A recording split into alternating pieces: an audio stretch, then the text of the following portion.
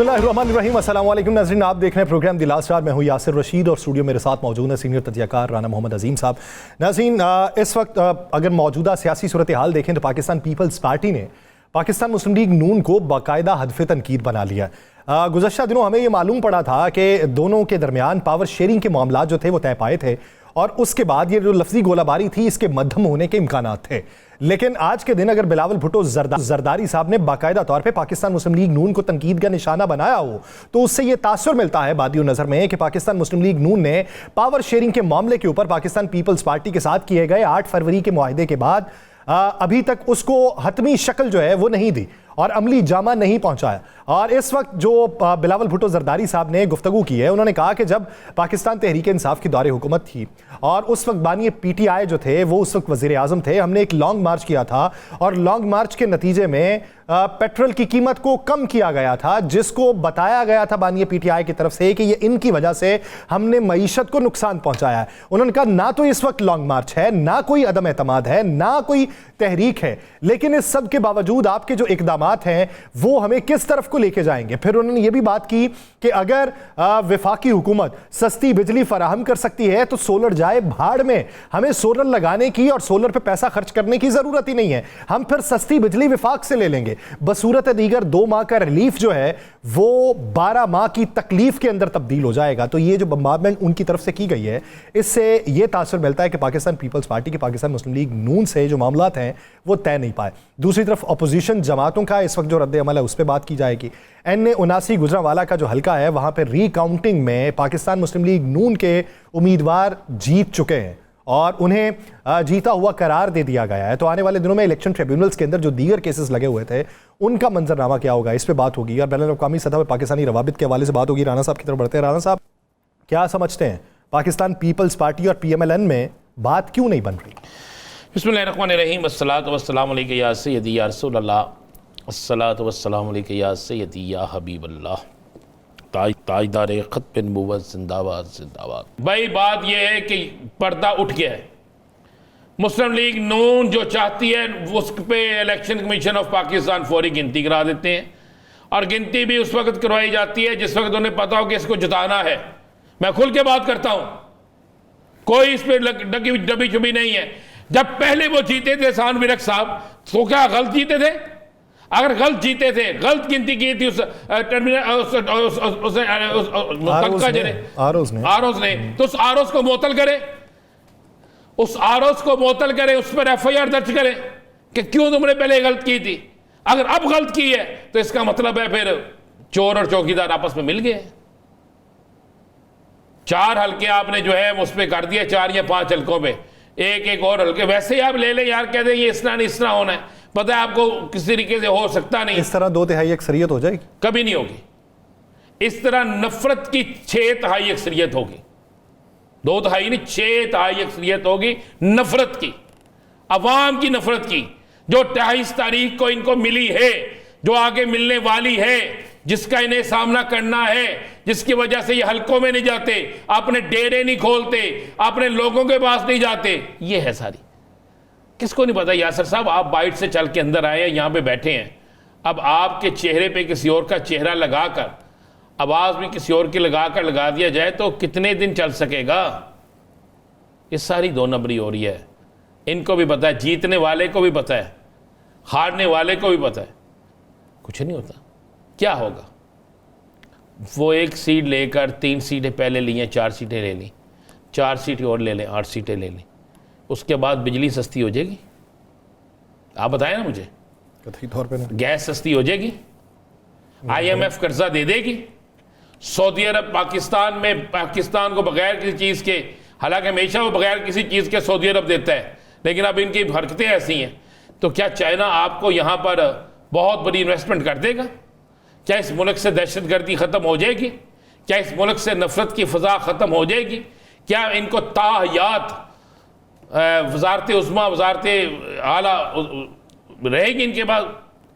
अगर तो 8 सीटें लेने से ये सारी चीज़ें हो जाती हैं तो PTI को चाहिए सारी सीटें इनको दे दें ताकि मुल्क में खुशहाली तो आ जाए ना। मुल्क जो है वो बदहाली की बजाय खुशहाली की तरफ आ जाए। लाहौर के वाक़या का पता, शादरे का वाक़या का आपको? जी सर।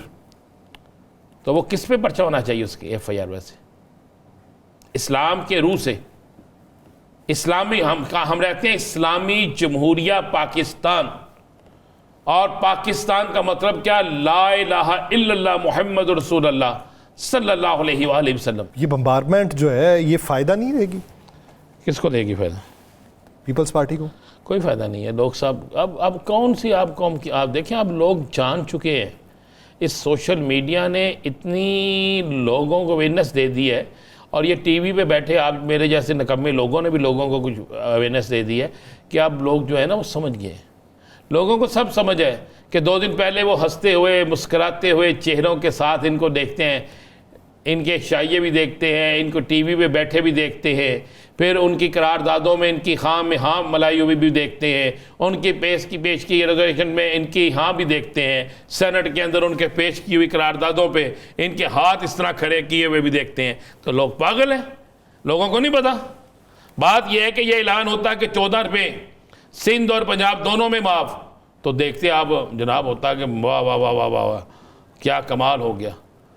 मैंने आपको याद रखा मंदो खेल साहब ने क्या कहा था, मरियम साहिबा को क्या कहा था? फॉर्म 47 पर शहबाज शरीफ को भी यही कहा था, नवाज शरीफ को भी यही कहा था, ठीक है। उसके बावजूद क्यों ये फॉर्म 47 वालों के साथ बैठते हैं, क्यों उनकी हमायत करते हैं? एक ही चीज़ है, नहीं जी जमहूरियत को खतरा है। अवाम को खतरा नहीं का, अवाम भूख से मर रही है, ये खतरा नहीं है। इस मुल्क का सत्यानाश करके रख दिया इन लोगों ने, ये खतरा नहीं है। तो यासर साहब अपनी जमात को समझाएं जाके। मेरी जमात होती तो समझ चुकी होती आपकी या जमात मुझे समझा चुकी होती। फिलहाल आप एक चीज़ ज़हन नशीन कर ले, ये एक नूरा कुश्ती है, ये म्यूज़िक इसी तरह चलता रहेगा। इसी नूरा कुश्ती में मौलाना का किरदार ख़त्म हो गया, दोनों तरफ का ही है, ख़त्म हो गया। मैं आपको ये भी खबर दे दूँ, मौलाना साहब के पास कितने MNA? मौलाना साहब की गिनी चुनी नशिस्तें हैं सिर्फ 6 है ना। हाँ, तो 8 लगा लें, वो तो सेनेटर भी नहीं बना सकते हैं ना। 8 लगा लें। एक क्या डबल क्या 2-2.5 अक्सरियत हो जाएगी उनके जाने से? ऐसे ही ना हमारे भी तजियाकारों ने, मैं कह रहा हूँ कमाल के तजियाकार है हमारे, और सुबह से लेकर शाम तक मौलाना साहब की डील हो गई उधर, मौलाना साहब उधर जा रहे हैं, मौलाना साहब नूर आलम खान साहब जो हैं वो एक करारदाद पेश करेंगे, सब जमीयत उलमा इस्लाम उसकी हिमायत कर दे हिमायत। क्या 2-2.5 अक्सरियत हो गई? नहीं होती तो फिर क्या रह गया? आज क्या खुद नहीं कहा आजम नज़ीर तारक साहब ने कि आईनी तरमीम नहीं हो सकती? हम कोई सरप्राइज कानून साजी नहीं करेंगे, उसने ये भी कहा आईनी तरमीम नहीं हो सकती। तब तुम्हें तो टाइम खत्म हो रहा है भाई, खत्म हो रहा है टाइम, मैच के आखिरी ओवर चल रहे हैं। ये ब्रेक हुई है बीच में ना, ड्रिंक पानी की ब्रेक हुई है, वो ब्रेक ये 15 मिनट की कर लें या 20 मिनट की कर लें, लाइट बीच में चली जाएगी, फिर लाइट दोबारा जलाते जलाते आधा घंटे की कर लें, किसी की इतना ही है, इससे आगे नहीं है। इसके बाद किसी की अच्छी इनिंग की उम्मीद नहीं है। इनमें से किसी की नई इनिंग्स तो हो सकती है, हमेशा लोगों ने खेली है अच्छी, क्यों नहीं खेली? लाजमी तो नहीं है बांग्लादेश से एक मैच आने के बाद दूसरा मैच भी आना है। बांग्लादेशी मॉडल तो कामयाब नहीं हुआ, मैच कामयाब हो गया। मैच कामयाब हो गया जी, मैं कमाल है। और मैं तो आज देख रहा था, मेरा ख्याल है बेचारा अपने घर नहीं गया। कौन? वो जो तगमा जीत गया है अरशद, घर गया है अपने अभी तक? जाता है कभी कभार बीच में।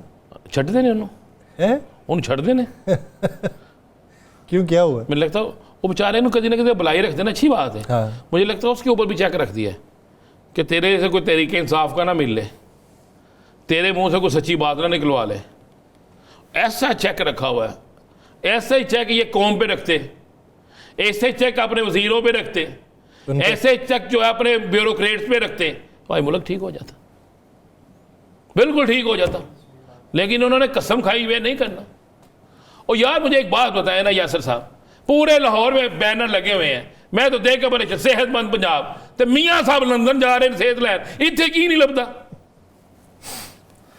ये आपका जो स्पेसिफिक सवाल है ना, इसी का जवाब हम जानेंगे। एक ब्रेक लेते हैं, अली और बलोच साहब हमें ज्वाइन करेंगे। नाज़रीन ब्रेक के बाद वापस आती नहीं जाएगा, स्टे विद अस।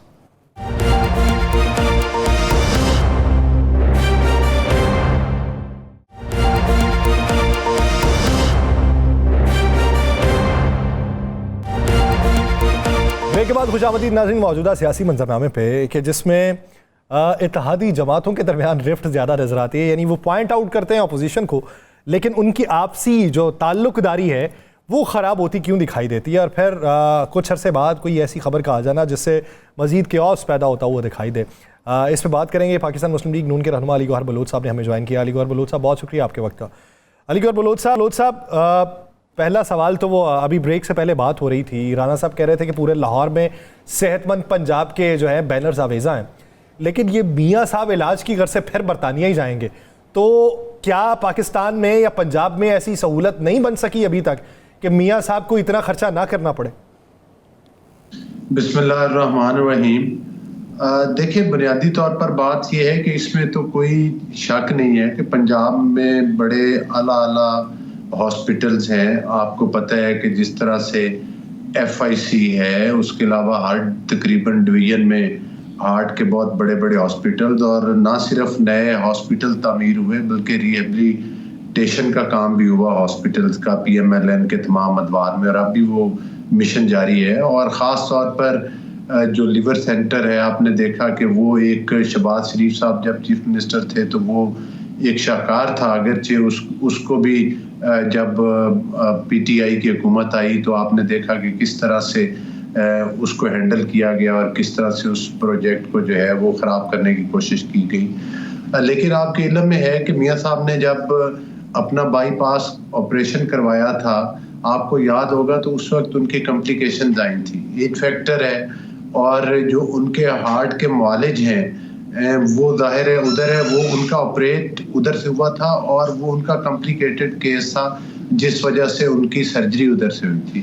यही वजह है कि अब जो मतलब है कि उनके वो अपने जो चेकअप्स हैं वो उन डॉक्टर्स के पास करवाने के लिए जाते हैं। और आपके इल्म में है कि हमारे मुल्क के बेशुमार लोग ऐसे हैं जो वो तो अपना जाहिर है अगर मुखय्यर हज़रात हैं तो वो देख लेते हैं कि कहीं से अगर वो समझते हैं कि अच्छे डॉक्टर्स हैं तो उधर चले जाते हैं। तो मियाँ साहब के तो जाहिर है वहाँ पर शुरू से ही वो अपना इलाज जो है वो वहाँ से करवा रहे हैं, उनके डॉक्टर्स और कंसल्टेंट उधर हैं, तो उस वजह से वो उधर जाते हैं। मेरा ख्याल है ये तो कोई ऐसी तज्जुब वाली बात नहीं बेशक कोई तज्जुब वाली बात नहीं, होनी भी नहीं चाहिए जी। मियाँ साहब को जाना ही उधर चाहिए और रहना भी उधर चाहिए मियाँ साहब को, ताकि इलाज उनका मुस्तकिल होता रहे, इसमें तो कोई शक नहीं। हम तो इतराज़ नहीं करते। मैं तो वैसे ही एक बैनर लगे हुए थे सेहतमंद पंजाब, घर से बाहर निकला तो मैंने सोचा सेहतमंद पंजाब। अगर आप राना साहब अगर आप सेहत की सहूलियात की बात करें तो इसमें तो मतलब है, मैं समझता हूँ कि मैं एक सियासी कारकुन हूँ, अगर कोई मुखालिफ पार्टी भी कोई अच्छा काम करे और अल्लाह उन्हें तौफीक दे कि वो कोई मुल्क के लिए करें, यकीन करें सेहत कार्ड के नाम के ऊपर सेहत कार्ड नवाज शरीफ साहब ने शुरू किया था, लेकिन इन्होंने सेहत कार्ड के नाम के ऊपर अरबों रुपया पाकिस्तान का खर्च किया पंजाब का, और मोस्टली वो पैसा आप अपने तौर पर भी चेक करें तो वो प्राइवेट हॉस्पिटल में वो मतलब है कि वो खुर्द बुर्द की नजर हो गया। और वो मतलब जाहिर है आपने लाहौर की सुना वैसे मेरी गुजारिश सुन ले, मैं लाहौर तो हर हफ्ते चक्कर लगता रहता है। आपने जिस दिन लाहौर आना है ना, मैंने आपको लाहौर के तमाम अस्पतालों में लेके जाना है, तमाम अस्पतालों में, ठीक है, और मैं आपके साथ जाना है और मैंने जाके आपसे पूछना है कैमरे की नजर से कि ये मुझे बता दें कि सेहतमंद पंजाब है या एक एक बेड पे 8-8 अफराद वाला पंजाब है, और ये मुझे बता दीजिएगा कि लोगों को रुलते देखती हाल, लोगों को रुलते क्या हाल है। राना साहब ये बात नहीं है, मैं आपकी इस बात से इत्तेफाक करता हूँ। हमारे जाहिर है मुल्क की और हमारे सूबों की आबादी ज़्यादा है, अभी भी हमारे सेहत की सहूलतें उस तरह से नहीं है कि जिस तरह से आप कहें कि आबादी के लिहाज से हम उसमें मतलब है कि वो सारे टारगेट्स अचीव कर लिए। लेकिन बात यह है कि जो उसमें लगातार मेरी अपनी तहसील है, जो मेरी तहसील हेडक्वार्टर में हुकूमत तो PTI की भी रही है ना, इनके दौर में शहबाज शरीफ साहब ने वहां पर नए ब्लॉक्स बनाए अपने, जब वो वज़ीर आला थे वहां पर बेड्स की तादाद की बढ़ी, लेकिन मेरे मुखालफिन की जो पार्टी थी उन्होंने तो 1 टके का काम नहीं किया अपने अदवार में के अंदर, कोई तो काम करते। इनका तो नारा ही सेहत का था, इनका तो नारा ही तालीम का था। मुझे बताएं कि इन्होंने जितनी यूनिवर्सिटीज बनाई वो शहबाज शरीफ साहब के दौर में बनी, PMLN के दौर के अंदर बने, जितने बड़े बड़े हॉस्पिटल्स बने वो बने। हाँ, ये आज आके क्रेडिट शौकत खानम का जरूर लेते हैं, लेकिन उसके और प्राइवेट सेक्टर में, मैं ये नहीं कहता कि उन्होंने गलत काम किया, अच्छा काम किया, लेकिन मैं कहता हूं कि प्राइवेट सेक्टर में तो बहुत सारे लोगों ने बड़े बड़े चैरिटी प्रोग्राम किए हैं, बड़े बड़े हॉस्पिटल्स हैं जो काम कर रहे हैं, और वो बेचारे जो जिन लोगों ने वो काम किए उन्होंने तो सियासत में आकर अपने उस चैरिटी के काम को कैश भी नहीं करवाया और वो फीस बिल्ला किए हैं। ये तो हर जगह तमगा सजाते हैं कि जी हमने शौकत खानम हॉस्पिटल बनाया है। हम ये कहते हैं कि हमारे साथ हॉस्पिटल में चलें, हम बताएंगे कि इनके एतवार में तो एक सिपरेट की वो नहीं मिलती थी कि इंजेक्शन लगाना पड़ जाए, इंसुलिन खत्म होगी, अद्वियात की कीमतें इनके एतवार में डबल हो गई थी। आज फिर से देख लें कि हॉस्पिटल में अद्वियात की फरमानी हो रही है, रिहेबिलिटेशन का काम शुरू हो गया है, बेड्स की तादाद बढ़ रही है, नए हॉस्पिटल बनाने की प्लानिंग हो रही है, मोबाइल हॉस्पिटल के जरिए यकीन करें हमारे हल्के में वो रोज कहीं ना कहीं वो वैन पहुंची होती है कि किसी न किसी गांव में तो लोगों के बड़े खुशकिस्मत है अलीगढ़ भाई साहब, आप बड़े खुशकिस्मत है, आपका हल्का बड़ा खुशकिस्मत है। लाहौर वाले भी ना कोशिश करते हैं, हम लाहौर वाले कोशिश करते हैं कि हम लाहौर वाले भी ना आपके पास आ जाएं, कोशिश करते हैं वहां पे जगह भी सस्ती मिल जाएगी। नो डाउट, देखें वो तनकीद जाहिर है आपकी देखें, आपकी मुस्बत तनकीद से हम बहुत कुछ अपना ठीक करते हैं और उसकी जरूरत भी होती है, लेकिन मैं साथ ही साथ ये कहूंगा कि जो आप जरूर विजिट करें और कंपैरिजन करें कि हमारे एतवार में क्या हुआ है और इनके एतवार में क्या हुआ है। ये तालीम का नाम लेते थे, इन्होंने 4 साल गुजारे, मुझे बताएं कि किसी स्कूल में एक चपरासी भर्ती किया है? पीएमएलएन के एतवार में लाखों की तादाद में मेरिट के ऊपर टीचर भर्ती हुए और आप फिर भर्ती होने जा रहे हैं। सर सवाल ये कि पाकिस्तान तहरीक इंसाफ को छोड़ दें, हमें छोड़ दें, आपके इत्तेहादी पाकिस्तान पीपल्स पार्टी वाले हैं, आप सेहत के निज़ाम की बातें कर रहे हैं। बिलावल भुट्टो जरदारी साहब ने कराची की एक तकरीब के अंदर पिछले हफ्ते ये बात की थी कि अगर सेहत के निज़ाम को अडॉप्ट करना है ना तो पंजाब जो है वो हमें बुलाए, हम वहाँ पे आते हैं, हम उनको बताते हैं कि सेहत का निज़ाम कैसे होता है, हॉस्पिटल्स कैसे चलाए जाते हैं। अगर वो हमारा ताउन लेना चाहे तो हम ताउन फराहम करने को तैयार हैं। अब उनको जवाब अगर उनकी बड़ी मेहरबानी है, उन्होंने मतलब है कि ये ऑफर की है और हमारी तरफ से भी ऑफर उनको बिल्कुल ऐसी होती हैं। अगर हम समझेंगे कि वाकई हम सिंध से पीछे हैं और हमें उनकी रहनुमाई की जरूरत है तो हम बरमला उनसे रिक्वेस्ट करेंगे आए और वो रूरल सिंध के अंदर और रूरल पंजाब के अंदर जाकर जरूर कंपैरिजन कर लें इनके, मतलब है कि पंजाब के हॉस्पिटल्स किस तरह से चल रहे हैं, अर्बन एरियाज में भी चल रहे हैं, सिंध के साथ भी करें। देखिए हम वो पॉलिटिकल पार्टीज हैं जो अलग इलेक्शन मैनिफेस्टोज रखते हैं, एक दूसरे के मद्दे मुकाबले इलेक्शन कॉन्टेस्ट करते हैं। जाहिर है सियासी तौर पर इस तरह तो नहीं है कि ज़बानें मतलब है कि बंद हो गई हैं, एक दूसरे पर तनकीद भी करते हैं, साथ इकट्ठे चलते भी हैं। तो जाहिर है कि ये एक पॉलिटिक्स है, इसमें मतलब ये नहीं कहा जा सकता कि बिलावल साहब ने वो बात क्यों कर दी या मरियम साहिबा ने क्यों कर दी या शहबाज शरीफ साहब ने क्यों कर दी। लेकिन आज जो बिलावल साहब ने कहा है, उन्होंने कहा है जी कि अगर इसी तरह सस्ती बिजली ही देनी है तो विफाक हमें दे दे, हम अपना सोलर सिस्टम वाला कारोबार जो है वो बंद कर देते हैं जो हम आवाम के लिए करना चाह रहे हैं, हम लोग विफाक से सस्ती बिजली लेते हैं। वो कहते हैं 2 महीने का रिलीफ देके 12 महीने की तकलीफ बर्दाश्त करनी है। ये कौन सी मंतिक है आप लोगों की कि ना कोई लॉन्ग मार्च चल रहा है, ना कोई तहरीक चल रही है, उसके बावजूद आप इस तरह के इकदाम उठा रहे हैं? मैं बिल्कुल, ये देखें ना, ये आपने बड़ा मौजूद तरीन सवाल किया और बिलावल साहब के पॉइंट का वो जाहिर है वो मैं तो समझता हूँ कि वो एक पार्टी के लीडर हैं और जाहिर है मैं तो एक सियासी कारकुन हूँ, लेकिन मैं इतना ज़रूर अर्ज करूँगा बिलावल साहब की खिदमत में आपके प्रोग्राम की वसातत से कि अगर जो 2 महीने का रिलीफ मिला है वो मरकज़ ने नहीं दिया, पंजाब ने दिया। दूसरी बात यह, उन्होंने सोलर सिस्टम की बात की है तो सोलर सिस्टम इसके बावजूद के 2 महीने का रिलीफ दिया है, सोलर सिस्टम भी ला रहे हैं और उसकी पॉलिसी भी दे दी है, दोनों काम कर रहे हैं, सोलर सिस्टम भी ला रहे हैं, 2 महीने का रिलीफ भी दे रहे हैं। और तीसरी बात यह है कि इंशाअल्लाह ताला मरकज के लेवल पर भी ये प्लानिंग हो रही है कि पूरे मुल्क में बिजली की कीमतों में लोगों को रिलीफ दिया जाएगा। जब वो अनाउंसमेंट होगी तो वो चारों सूबों के लिए यकसा होगी, वो किसी एक सूबे के लिए नहीं होगी। तो जाहिर है अब अगर बिलावल साहब समझते हैं कि उनकी हुकूमत को 2 महीने का रिलीफ नहीं देना चाहिए तो वो बेहतर समझते हैं, लेकिन हम तो ये समझते हैं कि 2 महीने का रिलीफ भी काफी होता है। बिजली के बिल है और आपने देखा है कि 14 रुपए यूनिट, मैं समझता हूँ कि उसको पूरे पंजाब ने अप्रिशिएट किया है। हाँ, हमारी पॉलिटिकल वो पार्टी जो हमारे साथ चल रही हैं अगर उनको वो पसंद नहीं आया, लोगों को तो हमारी सस्ती रोटी देना भी पसंद नहीं आई। बहुत शुक्रिया अली गौहर बलोच साहब इस हवाले से अपना वक्त देने के लिए। नाज़रीन, दीगर इश्यूज़ पे बात करेंगे शॉर्ट ब्रेक के बाद, कहीं नहीं जाएगा। Stay with us.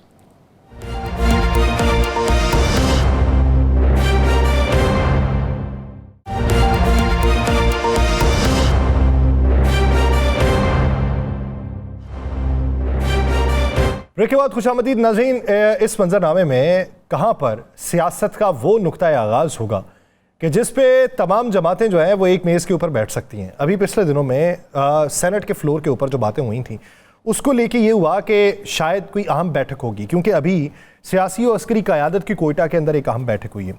अब बेशुमार ऐसे लोग हैं जो ये चाहते हैं कि इस मौके के ऊपर तमाम जमातों को एक मेज़ के ऊपर बैठाया जाए। राना साहब, आपको लगता है कि वो मरहला है कि जिसमें एक नुक्ते के ऊपर मरकूज़ होकर सियासी मामलात को अलग रखते हुए यहाँ से इब्तदा हो सकती है?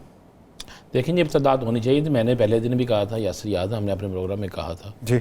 लेकिन इसकी बेनिफिशरी जो हो गया ना, इसका जो सबसे पहले पहल करनी होगी वो हुकूमत को करनी होगी। लेकिन हुकूमत मुझे दूर दूर तक इसकी पहल करती नज़र नहीं आती। सुबह उठते हैं तो आप भी टीवी लगा के देखते होंगे तो आगे कोई ना कोई हुकूमती तर्जमान बैठा होता है और उसने अपनी मुखालिफ सियासी जमात को सिर्फ हरफ़ तनकीद बनाना होता है और कुछ नहीं करना होता। कि हरफ़ तनकीद बनाना है तो यार उन दहशत गर्दों को बनाओ, हरफ़ तनकीद बनाना है तो उन कुव्वतों को बनाओ जो पाकिस्तान के ख़िलाफ़ काम कर रही हैं, हरफ़ तनकीद बनाना है तो उन लोगों को बेनकाब करो जो पाकिस्तान की सालमियत पर हमला आवर हैं, जो पाकिस्तान के अंदर दहशत गर्दों को सपोर्ट करते हैं, जो पाकिस्तान के अंदर दहशत गर्दों के कैंपों को पैसे देते हैं, इनके अंदर सही की उनकी है, जो NGOs यहाँ पर गैर मुल्की कुव्वतों के कहने पे काम कर रही हैं और ख़ासकर बलोचिस्तान और KPK और सिंध के अंदर काम कर रही हैं, उनको पूछो कि वो किस तरीके से हमें हमारे नौजवानों को, तुलबा को वर्गला रहे हैं। लेकिन यहाँ पे यासर साहब, इन हालात के बावजूद भी बलोचिस्तान जैसे सानहा, जिसके बाद एक ऐसी सूरत हाल पैदा हो गई कि एक तफरका पैदा करने की कोशिश की गई, एक सूबाई असबियत पैदा करने की कोशिश की गई, उसको किसने रोका? उसको पाकिस्तान के मीडिया ने रोका, उसको आप और मैं और सब लोगों ने रोका और उसके रोकने की कोशिश की जा रही है। ये आज सबसे पहले हुकूमत बेनिफिशरी होती है। हुकूमत को चाहिए कि वो एक दावत दें, हुकूमत को चाहिए कि कुछ नहीं, एक हफ्ते के लिए, 2 हफ्ते के लिए तालाबंदी कर लें, ज़ुबानों की ज़बाबंदी कर लें, ताले लगा लें। 1-2 हफ्ते के लिए तोपों के रुख जो है ना, वो उन दहशत गर्दों की तरफ, उनके सरपरस्तों की तरफ, उन ममालिक की तरफ जहाँ से ये सारा कुछ हो रहा है उस तरफ कर दें और एक दफ़ा सबको इकट्ठे करके एक पूरी दुनिया को एक मैसेज दे दें कि नहीं भाई, हम एक हैं, हमने जो मर्जी हो जाए इस वतन के लिए एक हैं।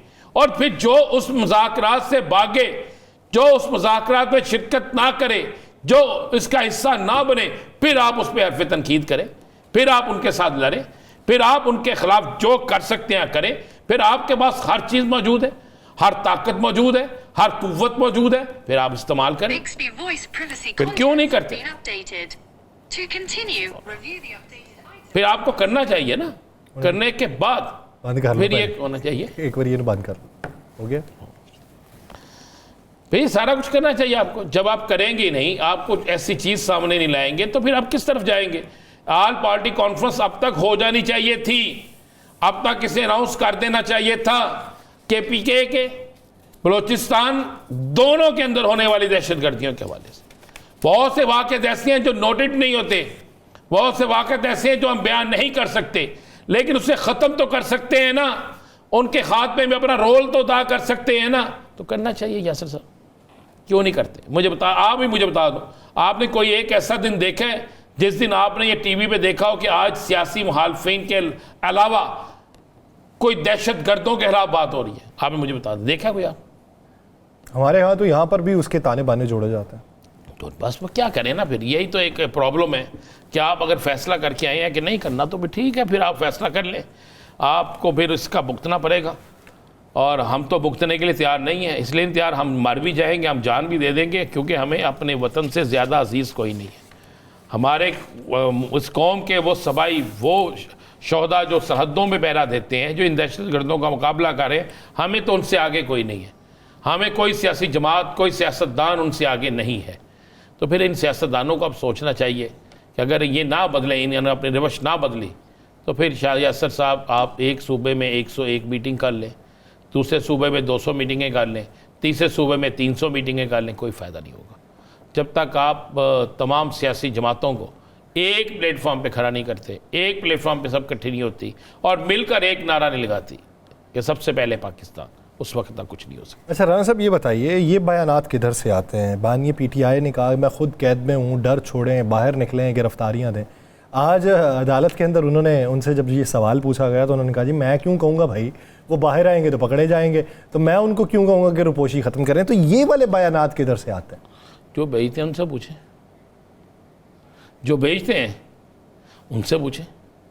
मैं कई दफ़ा हंसता हूँ, कई ऐसे बयान आते हैं, मैंने वहाँ पे गए हुए 5, 6, 7, 8, 10 रिपोर्टर से पूछता हूँ कि यार ये बयान हुआ, उन्हें ये मेरे कान तक आवाज़ नहीं आई, ये मैं तो रिपोर्ट नहीं, मैं तो रिपोर्ट नहीं किया। अगर मैंने अगले से पूछा, उसने कहा यार मैंने भी रिपोर्ट नहीं किया। एक और से पूछा, उसने कहा मैंने भी रिपोर्ट नहीं किया। मैं कहा यार आप में से किसी ने रिपोर्ट नहीं किया तो रिपोर्ट किया किसने है? फिर आता कहाँ से है, कौन इसको लाता है, कौन इसको करता है, किस तरीके से होता है? और मैं होता क्या है, बयान आता है एक, उसको बहुत से लोग अपनी मर्जी से फिर आगे ट्रीट करते हैं। अच्छा शायर ने शायरी कर दी है, अब तशरीह अपनी मर्जी से, तशरीह अपनी मर्जी से करनी है। तो बहुत से लोग ऐसा करते हैं। बात यह है कि बहुत जल्द आपको बहुत सी चीज़ें क्लियर होती नजर आएंगी। चले किस हद तक क्लियर हो सकती हैं इसी पे बात करेंगे। Opposition leader Punjab assembly Malik Ahmad Khan Bhachar साहब ने हमें ज्वाइन किया है। मलिक साहब बहुत शुक्रिया आपके वक्त का। मलिक अहमद खान साहब, बात हो रही है कि बानिए PTI से मंसूब एक बयान है कि मैं खुद कैद में हूँ, बाकी रहनुमा भी डर छोड़ें, बाहर निकलें और गिरफ्तारियाँ दें। ये उनसे मंसूब बयान है, तरदीद करेंगे, तायीद करेंगे? जी बिस्मिल्लाहिर्रहमानिर्रहीम, अस्सलाम वालेकुम जी गिलानी साहब एंड राना साहब। यासिर रशीद है जी। गिलानी साहब तो शादरे में आप पकड़े नहीं गए अभी, वो आपके यासिर गिलानी है, ये हमारे यासिर रशीद है। अच्छा सर, मैं एक अर्ज करूं, वो जिस तरह मैं भी राना साहब की बात सुन रहा था जी, यासिर साहब के बात की जो है ना, वो अपनी मर्जी से बाहर आके, चूंकि वो अंदर है तो इसमें किसी हद तक सदाकत भी होती है। देखें, गिरफ्तारी तो अब छोटी सी बात रह गई है पाकिस्तान तहरीक इंसाफ के किसी भी ओहदेदार के लिए या किसी भी स्टेक होल्डर के लिए या किसी भी वर्कर के लिए। इसमें तो आप कर सकते हैं कि फलां ने ज्यादा तकलीफ उठाई है और फलां ने कम उठाई है, बट तकलीफ हर किसी ने उठाई है। और जो आज खान साहब के साथ पाकिस्तान तहरीक इंसाफ के साथ खड़े हैं, वो तकलीफ उठा के ही खड़े हैं, इसमें तो कोई शक नहीं है। तो आप अंदाज़ा लगा लेना, जहाँ पे भाई सका ये कह दे एक मीटिंग में, और ये मुझे बड़े सीनियर जर्नलिस्ट ने कहा कि जब हमने पूछा मियाँ साहब वज़ीर आज़म तो आप बनने आ रहे थे, तो उन्होंने कहा मनु की गाल पूछी तो छोटे ने पूछो ना। और जब ये बातें होना शुरू हो जाए और जब ये सिलसिला चलना शुरू हो जाए, तो फिर किस तरह आप तसव्वुर कर सकते हैं, किस तरीके से आप सोच सकते हैं कि ये हो। जिस मुल्क के अंदर बाई को बाई पे एतबार न रहे, मैं आपको शहबाज शरीफ की एक सिंपल सी मिसाल दे दी है कि वज़ीर आज़म बनने आए, बड़े भाई बन गए छोटे भाई। आप इसी तरह आगे चलते जाएं ना, बाकी लोगों से भी करते जाएं। वज़ीर आज़म के उम्मीदवार थे बिलावल भुट्टो साहब, सदर बन गया असफ अली जरदारी साहब, नहीं हुआ ये। वज़ीर आला के उम्मीदवार थे हमजा शहबाज शरीफ साहब, वज़ीर आला बन गई मरियम नवाज शरीफ साहब। क्या ये ऐसा नहीं हुआ? दिल के फफोले जल उठे सीने के दाग से, इस घर को आग लग गई घर के चिराग से। तो मुझे लगता है ना, जहाँ पर खूनी रिश्तों में ये हो जाता है, तो फिर आप यहाँ फिर बातूनी रिश्तों में तो कुछ भी हो सकता है, कुछ भी हो सकता है जी, बिल्कुल कुछ भी हो सकता है। मुझे मैं पूछना था, मैंने कोशिश करें गौर साहब सब यही पूछना, मियाँ साहब जा कब रहे हैं? आप भी राब्ता कटने के बाद नहीं, मैंने अगला सवाल यही पूछना था, कसम ले ले उनसे। मैंने तो भी अगला सवाल पूछना था कि आपका हाथ नहीं पड़ता था कि सुप्रीम कोर्ट ने आपको जवाब दे दिया, उधर NA-79 वाला तो जीत गया। जवाब इनको ही हुआ ना पिछले डेढ़ हफ्ता पहले, उन्होंने कहा जी दोबारा नहीं हो सकती गिनती, काम खत्म। नहीं, ये भी जो गिनती हुई है, मुझे बताएं बात है यार करने वाले, बड़े मेहरबान है इलेक्शन कमीशन साहब, बड़े मेहरबान आदमी है। मैं कह रहा हूँ कि मेरे पास अगर अवार्ड देने का हक हो ना, तो मैं कुछ 27-28 अवार्ड इकट्ठे दे दूँ, इतने अवार्ड दे दूँ कि इनसे उठाए ना जाए। मिसाल के तौर पे कौन कौन से? मिसाल के तौर पे कौन कौन से? वार्ड 47, अच्छा, वार्ड 48, अच्छा, वार्ड 49, 50, उसके बाद अवामी लान तयान जो अवामी हो रही है उसका भी वार दे। ब्रेक लेनी है जी मुझे। ब्रेक के बाद वापस आता हूँ जी, इसी के ऊपर सियासी मंजरनामे के ऊपर, कहीं नहीं जाएगा इससे।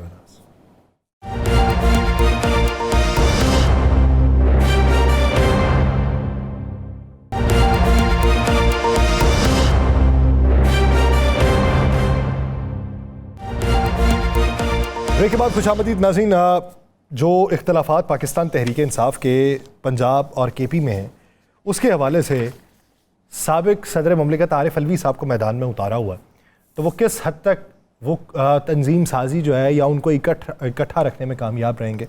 राना साहब, क्या समझ आती है, खैबर पख्तूनख्वा से कोई PTI में अच्छी वाइब्स आ रही? मेरी एक बात हुई है वहाँ, अच्छा, और उन लोगों से जो ज़िम्मेदारान हैं उन्होंने कहा जी हम आपस में लड़ें जो मर्जी। आप एक बात से निश्चिंत कर लें कि इमरान खान के नाम पर हम एक हैं, हम इमरान खान के साथ हैं।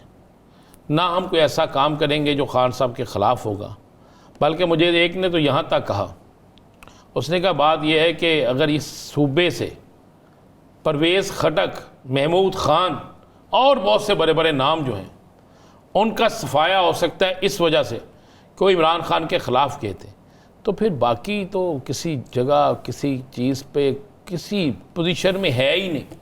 और मेरी इत्तला ये है कि कल जुमे के रोज़ ना कोई वहाँ पर एक बैठक हो रही है और उसमें कुछ मामला तय होने की उम्मीद है, क्योंकि आज भी जो कबीना का इजलास हुआ है उसमें भी कहा गया है कि इन तमाम चीज़ों को हमें ख़त्म करना है और इन तमाम चीज़ों को जो है इख्तलाफात को ख़त्म करना, और ये इमरान खान साहब की तरफ से भी इनको हदायत आ चुकी है। तो मेरा ख्याल है ज़ाती तौर पे ख़त्म हो जाएंगे। अगर नहीं ख़त्म होंगे तो सियासी जमातों में ये छोटे मोटे इख्तलाफात चलते रहते हैं।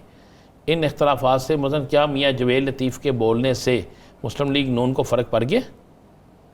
एक वक्त में राना सनाउल्लाह साहब बोलते थे मुस्लिम लीग नून को फ़र्क पड़ गया। किस टाइम ख्वाजा साद रफ़ीक साहब को भी जोश आता है, क्या मुस्लिम लीग नून को फ़र्क पड़ गया? पीपल्स पार्टी के अंदर से कल मंदो खेल साहब जो बातें कर रहे थे, क्या पीपल्स पार्टी को फ़र्क पड़ गया? चांडियो साहब किस टाइम बोल पड़ते हैं, क्या पीपल्स पार्टी को फ़र्क पड़ गया? MQM के अंदर से किस टाइम फ़ारूक सत्तार साहब जोश खताबत में बड़ा कुछ कह जाते हैं, मुस्तफ़ा कमाल साहब बड़ा कुछ कह जाते हैं, क्या फ़र्क पड़ गया? ये सियासी जमातें जो होती हैं ना, अगर आप इन्हें ये समझें कि ये बिल्कुल एक कागज़ की तरह है, हल्का सा हाथ लगाया तो फट गया या कुछ चीज़ हो गई, ऐसा नहीं हो सकता। मलिक अहमद खान साहब दोबारा ज्वाइन करें। अहमद खान बुचर साहब, बात हो रही है सर कि फ़र्क क्या पड़ता है पार्टी के अंदरूनी इख्तलाफात से? आरिफ अलवी साहब मुतहर्रिक है, क्या वजूहात हैं कि पार्टी के अंदर अंदरूनी इख्तलाफात रोज़ बरोज़ बढ़ते चले जाते हैं, लेकिन इस सब के बावजूद मैं कल भी ये बात कर रहा था शौकत यूसुफ़ज़ई साहब से कि आपके अंदरूनी इख्तलाफात के बावजूद भी कारकुन जो है वो पार्टी के साथ और बानी के साथ इंटैक्ट है। तो ये आप लोगों का कसूर नहीं है कि वो आप लोगों को बीच में कहीं मैटर ही नहीं करता? देखिए जी, बात यह है कि मैं अर्ज़ करूं कि सबसे पहली बात तो ये है कि अंदरूनी इख्तलाफात जो हैं वो हर बड़ी पार्टी में होते हैं, तो उसमें ये है कि मैं नहीं समझता कि कोई वो इस किस्म के इख्तलाफात हैं कि अल्लाह माफ़ करे एक जो एड्रेस होता है एक प्लेटफॉर्म पे, वो कमेटी है वहाँ पे एड्रेस हो जाते हैं, फिर आखिर में बानी PTI के पास जाते हैं तो मामलात वो ठीक हो जाते हैं, और हर बड़ी पार्टी में होता है। और मैं पहले ये जो हम डिस्कनेक्ट हुए इससे पहले मैं यही अर्ज़ कर रहा था कि जो पाकिस्तान तहरीक इंसाफ के हालात हैं वो कोई नॉर्मल हालात नहीं है, पहली बात। दूसरी बात ये है कि जो आप ये बात कह रहे हैं कारकुन, देखें कारकुन हमेशा जिस जमात का कारकुन होता है वो अपने लीडर को मैटर करता है। अब जो हालात हैं, जिस तरह खान साहब कुर्बानी दे रहे हैं, आप बिल्कुल ठीक कह रहे हैं कि हमें भी जो वोट मिला है वो सिर्फ इस शक्ल में मिला है कि खान साहब की रिहाई के लिए, और इस दफ़ा पाकिस्तान तहरीक इंसाफ के वर्कर्स की, कारकुन की कोई और मुतालबा नहीं था, कोई और उनकी परफॉर्मेंस पे नहीं था, कुछ भी नहीं था। जो वोट मिला MNAs MPs जितने भी आज हम असेंबलियों में हैं, इसमें कोई शक नहीं कि खान साहब की रिहाई के लिए वोट मिला है। अब जो हालात हैं, देखें इस वक्त पाकिस्तान तहरीक इंसाफ आप देखें तो इस मखसूस हालात में इंटैक्ट है। आप 2002 में अगर आप जाएं और अगर 2002 में आप देखें कि मुस्लिम लीग नून के जब इस्टेब्लिशमेंट खिलाफ थी तो उनको सिर्फ 17 सीटें मिली थी, तो 97 में आप देखें कि उनको कितनी सीट्स मिली थी, पीपल्स पार्टी को, उनको भी 17-18 सीट मिली थी। इस वक्त इन सारे हालात के बावजूद Pakistan Tehreek Insaf single largest party है इस वक्त। तो मैं ये समझता हूँ कि ये कोई ऐसा नहीं है कि आप इसको ये कह लें कि हमारी पार्टी में इख्तलाफ है तो खुदा न खास्ता कोई पार्टी पे असर पड़ेगा। पार्टी में एक इख्तलाफ राय है जो कि हर जगह पे चलती रहती है। तो मेरा नहीं ख्याल कि इस तरह कोई ये काम चलेगा कि कोई खुदा न खास्ता पार्टी को टूट रही है। आप देख लें, मैं अर्ज करूं कि पंजाब में हमारे 107 MPs हैं, एक मेंबर भी नहीं टूटा पंजाब में। तो मैं कैसे कह सकता हूं कि पार्टी कोई अल्लाह माफ करे। अच्छा मलिक साहब, ये तो बताइएगा कि पिछली दफ़ा तो आप लोगों ने ठोकर न्याज बेग से रवानगी की कोशिश की और आप ना रवाना हो सके, जलसा भी कैंसिल हो गया, सबकी इज्जत बच गई। तो इस दफ़ा भी आप जुलूस के साथ जाएंगे या पहले ही पहुंच जाएंगे? देखिए जी, बात एक तो मैं आपको क्लियर कर दूं कि वहाँ पे लोग हमारे इकट्ठे हो गए थे, और दूसरी बात ये है कि तो तंजीम का मामला थे, और इंशाअल्लाह ताला स्ट्रेटजी अब यही बनी है कि हमने इस्लामाबाद पहुंचना है। कोर कमेटी में और जितनी सीनियर लीडरशिप है वो जिस तरह ही पॉलिसी बनाएंगे, क्योंकि हमारे दो प्रॉब्लम्स हैं। एक प्रॉब्लम ये है कि हमें पंजाब हुकूमत की फस्तायत से बचना है। ये मैं समझता हूँ कि ये कोई ऐसी बात नहीं है। जब देखिए जलसा क्या होता है ऑपोजिशन के लिए, जलसा यही होता है कि आप ये समझें कि मूवमेंट, आप एक मूवमेंट करते हैं, वर्कर्स मोबिलाइज होते हैं, तो वो तो मोबिलाइज पूरे पाकिस्तान पंजाब में हो गए। आपने देखा सवाबी पे भी हो गए, 22 को भी हो गया, अब 8 को भी होंगे। तो यही चाहिए होता है अपोजिशन जमातों को। और हमारा तो वैसे भी वर्कर जो इतना मोबिलाइजेशन में है कि थोड़ी सी इन्होंने की थी सवाबी वाले जलसे में कि इन्होंने थोड़ा सा एक रास्ता दिया, तो आप देखें 40 से 50 हज़ार वर्कर तो सवाबी पहुंच गया था। तो मेरा नहीं ख्याल कि इन बातों से कोई फर्क पड़ेगा। और अगर देखें जी, ये कहते हैं ना कि पाकिस्तान तहरीक इंसाफ टूट चुकी है, तो ये करने देना जलसा, इनको लग समझ जाएगी। मलिक साहब अब कहा जाता है कि अगर फर्ज कर लें आप किसी मजबूरी की वजह से या किसी भी मंतक की वजह से 8 का जलसा मनसूख करते हैं ना, तो उसके बाद फर्क पड़ेगा, और वो पड़ेगा कारकुनान के जहनों के ऊपर। देखिए जी, हमारा वर्कर बड़ी अच्छी तरह ये समझ चुका है। मैं एक बात यासिर साहब आपको बता दूं, हमारा वर्कर बड़ी अच्छी तरह समझ चुका है कि हालात क्या हैं। अब आप खुद देख रहे हैं कि हमारा सदर जो था लाहौर का, और हमारा MPA भी है, उसको पकड़ लिया जो किसी मुकदमे में, किसी जमानत में भी नहीं था। वो जब जलसा मनसूख हुआ है, तो जो उधर लोग को आ जा रहे थे उनको बताने गया कि जलसा मनसूख हो गया, तो उसको अकेला बंदा था, उसको पकड़ के ले गए। आज दिन तक कोई नहीं पता, उसका रिमांड किसी पर्चे में डाल दिया है, 2 तारीख तक उसका रिमांड है। देखिए हर किसी को पता है कि पाकिस्तान तहरीक इंसाफ इस वक्त कहाँ खड़ी है। मैं आपको एक अर्ज कर दूं, जब भी इन्होंने थोड़ा सा लीनियर व्यू लिया तो इनको समझ लग जाएगी। इनको पता है कि वो जिस तरह कहते हैं ना कि पंजाबी दे विच वो एक बनी हुई है मिसाल कि फलां की गर्दन पे उसका हाथ है। इनको पता है कि पाकिस्तान की अवाम की का जो हाथ है ना, वो इन जो सो कॉल्ड 47 फॉर्म की गवर्नमेंट आई है उसकी गर्दन पे है, और ये किसी वक्त भी पाकिस्तान की अवाम इनकी गर्दन दबोच देगी। अच्छा सुना है जी, बड़े मियाँ साहब पाकिस्तान से जा रहे हैं, तो क्या आपकी वज़ीर आला भी साथ जा रही हैं? देखिए राना साहब, आप मुझसे बेहतर जानते हैं, पुराने माशाल्लाह जर्नलिस्ट हैं। मियाँ साहब किस लिए आए थे? मियाँ साहब आए थे प्राइम मिनिस्टर बनने के लिए। उनको जो प्रोटोकॉल मिला वो एज ए प्राइम मिनिस्टर मिला था कि प्राइम मिनिस्टर वो होंगे, और जब वो आए तो फिर आप बतदरीज हालात ख़राब होते गए, तो फिर उनकी बेटी को बना दिया गया, मरियम नवाज को चीफ मिनिस्टर। तो मियाँ साहब के अंदर वो चीज़ तो है कि मेरे साथ धोखा हुआ है, और अब हालात भी बतदरीज ख़राब हो रहे हैं, इनसे हालात तो काबू नहीं किए जा रहे। महंगाई है, लाकानूनियत है। आप खुद देख लें, आपको शायद पता होगा कि वो जो कच्चे वाले जो इधर इन्होंने एलीट फोर्सेस भेजी, उन्होंने इनकार कर दिया कच्चे में दाखिल होने से। आज जो हमारे साथ वाक़या हुआ, उमर अयूब साहब और मैं, हमारी आज तारीख थी, जाई साहब नहीं थे उधर, जाई साहब का पता ही नहीं था कहाँ चले गए। पहले पता चला जी 10:30 बजे जाई साहब आएंगे, हालांकि वो बड़े पंक्चुअल जाई थे। यानी उसके बाद ही पता चला बेयकीनी की कैफियत है। मलिक अहमद खान साहब, माजरत चाहता हूँ, वक्त खत्म हो, यकीनी की कैफियत है जिसकी वजह से हर कोई जो है वो वापसी का रास्ता या राह फरार इख्तियार करना चाहता है। बहुत शुक्रिया नाज़रीन, आपसे मुलाकात होगी कल। प्रोग्राम का वक्त खत्म हो जाता है। मुझे और राना साहब को दीजिए इजाज़त। अपना बहुत सा ख्याल रखिएगा। अल्लाह निगहबान।